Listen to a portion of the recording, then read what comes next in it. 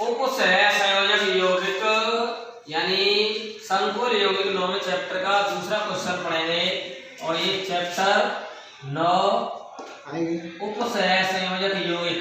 उपसह संयोजक यौगिक में ये क्वेश्चन दे रखा है और कई बार बोर्ड क्लासेस में भी आ चुका है। द्विक लवण तथा संकुल लवण में अंतर बताइए। कम से कम 2 अंतर पूछे जाते हैं बोर्ड एग्जाम में। पहला अंतर तो यही है, द्विक लवण यानी डबल सॉल्ट। द्विक लवण का मतलब डबल सॉल्ट। डबल सॉल्ट या इसमें 2 सरल लवण, 2 सिंपल सॉल्ट के जली विलयन के बाष्पीकरण वेपोराइजेशन से जो निर्मित आणविक योगात्मक यौगिक होंगे, मॉलिक्यूलर एडिशन कंपाउंड, वो क्या कहलाएंगे? द्विक लवण यानी डबल सॉल्ट कहलाएंगे। क्या कहलाएंगे? द्विक लवण या डबल सॉल्ट कहलाएंगे। 2 सरल लवणों के जलीय विलयनों के बाष्पीकरण से निर्मित आणविक योगात्मक यौगिक द्विक लवण कहलाते हैं। 2 सरल लवणों के, कितने सरल लवण? 2 सरल लवणों के जलीय विलयनों के बाष्पीकरण से, बाष्पीकरण कराना है तो उससे जो आणविक योगात्मक यौगिक बनेंगे उन्हीं को क्या कहते हैं? द्विक लवण। संकुल लवण 2 या अधिक सरल लवण लेंगे, उनसे विलयनों का बाष्पीकरण भी कराना पड़ेगा और क्रिस्टलीकरण भी कराना पड़ेगा। दोनों परिघटनाएं करानी पड़ेगी, बाष्पीकरण और क्रिस्टलीकरण। तो उससे जो आणविक योगात्मक यौगिक बनेगा उसको कहेंगे संकुल लवण। ओके, द्विक लवणों को हम जालक यौगिक भी कहते हैं, लैटिस कंपाउंड। क्या कहते हैं? जालक यौगिक, लैटिस कंपाउंड। डबल सॉल्ट को हम लैटिस कंपाउंड भी कहते हैं यानी जालक यौगिक भी कहते हैं। संकुल लवण कॉम्प्लेक्स सॉल्ट, संकुल लवण कॉम्प्लेक्स सॉल्ट को हम उपसह संयोजक यौगिक यानी कोऑर्डिनेशन कंपाउंड, कोऑर्डिनेशन कंपाउंड, उपसह संयोजक यौगिक भी कहते हैं। उपसह संयोजक यौगिक क्यों कहते हैं? क्योंकि इनमें उपसह संयोजक बंध, इनमें उपसह संयोजक बंध पाया जाता है, इस वाला बंध पाया जाता है ऐसे। ठीक है, द्विक लवणों को एक ही प्रकार के ऋणायन, देखो K2SO4 डॉट Al2SO4 का उल्ट्राइड डॉट 24H2O में एक ही प्रकार का ऋणायन है ना, सल्फेट सल्फेट। ठीक है, ऐसे ही कार्बोनाइट में देखो KCl dot MgCl2 dot 6H2O में क्लोराइड क्लोराइड एक ही प्रकार का है। तो द्विक लवणों में एक ही प्रकार का ऋणायन होगा लेकिन भिन्न भिन्न प्रकार के क्या होंगे? धनायन होंगे। धनायन भिन्न भिन्न प्रकार के होंगे, देखो पोटेशियम धनायन होगा, एल्यूमिनियम धनायन, भिन्न भिन्न प्रकार के धनायन होंगे। और ऋणायन एक ही प्रकार का होगा, सल्फेट सल्फेट होगा या फिर कार्बोनाइट में क्लोराइड क्लोराइड होगा। और धनायन भिन्न भिन्न प्रकार के, पोटेशियम धनायन, मैग्नीशियम धनायन। ठीक है, तो द्विक लवणों में एक ही प्रकार का ऋणायन और भिन्न भिन्न प्रकार के धनायन उपस्थित होते हैं। संकुल लवणों में संकुल आयन भी हो सकते हैं। ये संकुल आयन चाहे तो संकुल धनायन हो या संकुल ऋणायन हो, इसके साथ साथ सरल धनायन भी हो सकते हैं, सरल ऋणायन भी हो सकते हैं, ये उपस्थित हो सकते हैं संकुल लवणों में। द्विक लवण जलीय विलयन में सभी आयनों का स्वतंत्र परीक्षण देते हैं। द्विक लवण डबल सॉल्ट को जल में घोल देने, जैसे फिटकरी पोटास एलम को वाटर में डिजॉल्व कर दिया जल में तो पोटेशियम आयन भी देगा, सल्फेट आयन भी देगा, एल्यूमिनियम आयन देगा, डॉट 24H2O ये जल में घुल ही जाएगा। कहने का मतलब है इस सभी आयनों का स्वतंत्र परीक्षण देगा। K+ का भी परीक्षण देगा, एल्यूमिनियम Al+3 का भी परीक्षण देगा। ठीक है, और सल्फेट ऋणायन SO4 के ऊपर -2 का भी परीक्षण देगा, स्वतंत्र परीक्षण। सब आयनों का स्वतंत्र परीक्षण देगा। कार्बोनाइट पोटेशियम धनायन का भी परीक्षण देगा, मैग्नीशियम धनायन का भी, क्लोराइड ऋणायन का भी, K+ Mg+2 का भी और Cl- का भी परीक्षण देगा। और मोहर लवण FeSO4 डॉट NH4 का whole twice SO4 dot 6H2O, FeSO4 dot NH4 का whole twice SO4 dot 6H2O। मोहर लवण का सूत्र मैं यहाँ पर लिख देता हूँ, साफ नहीं दिख रहा है। FeSO4 डॉट NH4 का whole twice SO4 dot 6H2O, ये मोहर लवण का सूत्र है। इसको वास्तव में FeSO4 डॉट NH4 का whole twice SO4 dot 6H2O को क्रिस्टलीय फेरस अमोनियम सल्फेट, क्या नाम है इसका? क्रिस्टलीय फेरस अमोनियम सल्फेट, इसको मोर लवण भी कहते हैं। क्या कहते हैं? मोर लवण या मोहर लवण, मोहर लवण भी कहते हैं। और वैसे इसका रासायनिक नाम क्या है? क्रिस्टलीय फेरस अमोनियम सल्फेट, इसलिए फेरस अमोनियम सल्फेट। ठीक है, इसको मोर लवण कहते हैं। ये प्रैक्टिकल में काम देता है, 10 नंबर के टाइट्रेशन में भी आएगा ये। और ये जली विलयन में कौन कौन से आयन देगा? Fe+2 फेरस आयन देगा। ठीक है, सल्फेट आयन SO4 के ऊपर -2 देगा और अमोनियम आयन NH4+ देगा। यानी तीन आयनों का परीक्षण देगा, Fe+2 NH4+ और सल्फेट आयन, इन सब आयनों का स्वतंत्र परीक्षण देगा। ठीक है, आई बात समझ में?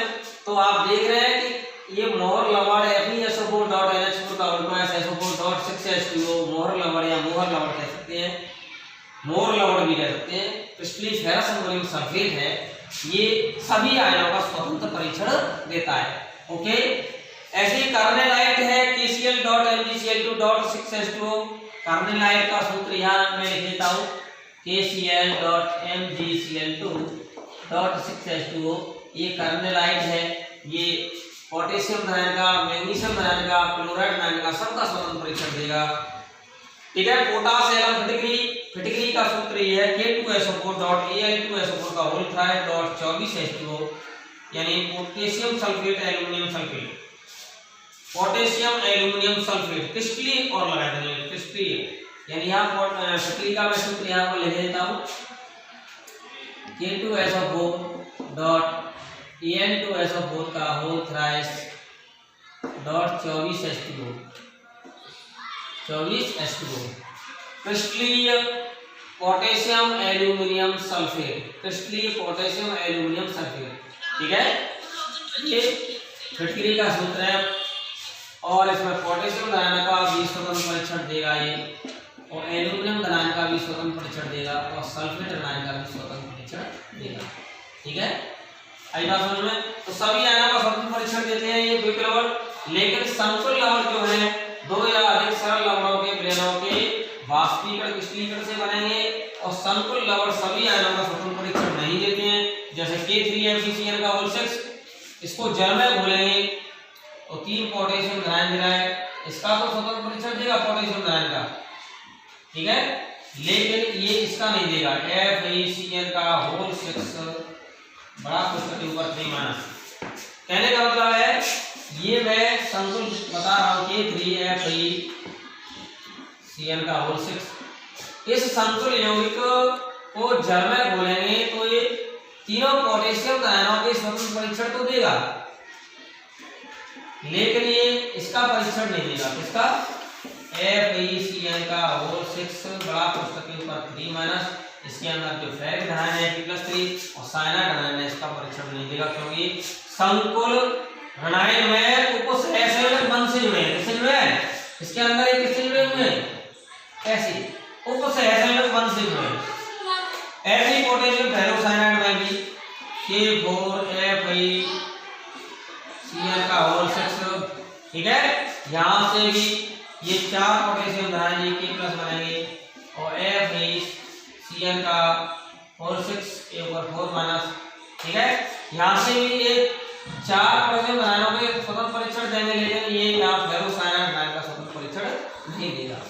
ओके, तो ये याद कर लो, द्विक लवण और संकुल लवण में अंतर पहला तो ये है, दो सरल लवणों के जली विलयनों के वाष्पीकरण से निर्मित आणविक योगात्मक यौगिक द्विक लवण कहलाते हैं।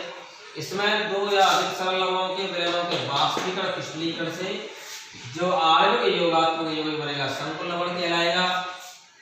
द्विक लवणों को जालक यौगिक भी कहते हैं, संकुल लवणों को उपसहसंयोजक यौगिक भी कहते हैं। उपसहसंयोजक यौगिक इसलिए कहा है क्योंकि इनमें उपसहसंयोजक बंध उपस्थित होता है। इनको जालक यौगिक इसलिए कहा है क्योंकि इनकी क्रिस्टल जालक संरचना पाई जाती है। द्विक लवणों में एक ही प्रकार के ऋणायन और भिन्न भिन्न प्रकार के धनायन उपस्थित होते हैं। संकुल लवणों में संकुल आयन, सरल धनायन, सरल ऋणायन सभी प्रकार के आयन हो सकते हैं। द्विक लवण जली विलयन में सभी आयनों का स्वतंत्र परीक्षण देंगे, जैसे फिटकरी, पोटाशियम, कार्बोनाइट, मोहर लवण, इनके सूत्र दे रखे हैं। फिटकरी का सूत्र मैंने अलग से लिख दिया साफ, K2SO4.Al2SO4 का होल थ्राइड 24H2O, Al2SO4 का होल थ्राइड 24H2O है फिटकरी। इसको पोटाशियम कहते हैं, रासायनिक नाम क्रिस्टलीय पोटेशियम एल्यूमिनियम सल्फेट है। रासायनिक नाम क्या है? क्रिस्टलीय। क्रिस्टलीय क्यों लगाया? .24H2O के लिए, इसके लिए .24H2O के लिए क्रिस्टलीय पोटेशियम एल्यूमिनियम सल्फेट। ऐसे ही याद देंगे कार्बोनाइट का KCl.MgCl2.6H2O, इसको मैं अलग से लिया है KCl.MgCl2.6H2O। यह भी जरी मेलों में पोटेशियम धनायन, मैग्नीशियम धनायन और क्लोराइड धनायन का स्वतंत्र परीक्षण देगा। और मोहर लवण को भी मैंने यहाँ लिखा है FeSO4.NH4 मोहर लवण, जिसको मोहर लवण कहते हैं। यह जली मेलों में फेरस धनायन, अमोनियम धनायन और सल्फेट धनायन सभी आयनों का स्वतंत्र परीक्षण देगा। तो सारे आयन इसके स्वतंत्र परीक्षण देते हैं द्वितीय लवण के। लेकिन संकुल लवण में आप देख रहे हैं जैसे पोटेशियम फेरिसाइनाइड में केवल 3 पोटेशियम धनायन जो सरल धनायन है उनका तो परीक्षण देगा, लेकिन इस संकुल धनायन में इसके अंदर जो फेरिक धनायन है Fe+3 और 6 साइनाइड धनायन उनका स्वतंत्र परीक्षण नहीं देगा। क्यों नहीं देगा? क्योंकि आपको पता है कि इसके अंदर ये Fe से जो 6 CN जुड़े हुए हैं ये उपसहसंयोजक बंध से जुड़े हुए हैं। कौन से बंध से? इस तरह से। और उपसहसंयोजक बंध से जुड़े होने के कारण ये सभी आयनों का स्वतंत्र परीक्षण नहीं देगा। आप देख रहे हैं कि Fe से 6 जो CN लिगैंड जुड़े हुए हैं ये उपसहसंयोजक बंध। ऐसे समझ लो जैसे केकड़ा किसी जीव को पकड़ लेता है तो ये CN क्या है? लिगैंड है। ये CN क्या है? लिगैंड। और लिगैंड ने धातु आयन को इसको पकड़ लिया है। इसके अंदर जो धातु आयन है Fe+3 तो ये इसके चंगल में फंस गया है, अब इससे स्वतंत्र नहीं होगा तो Fe+3 का स्वतंत्र परीक्षण नहीं देगा और ना ही Cn- का इसमें से स्वतंत्र परीक्षण देगा और ना ही Fe+3 का स्वतंत्र परीक्षण देगा। ओके, तो इसमें एक्चुअल में संकुल ऋणायन बनते हैं। संकुल ऋणायन के अंदर जो धातु आयन है और लिगैंड है वो उपसहसंयोजक बंध से जुड़े होते हैं। किससे जुड़े होते हैं? उपसहसंयोजक बंध से, और वो स्वतंत्र नहीं होते, इसलिए सभी आयनों का स्वतंत्र परीक्षण नहीं देते। ओके।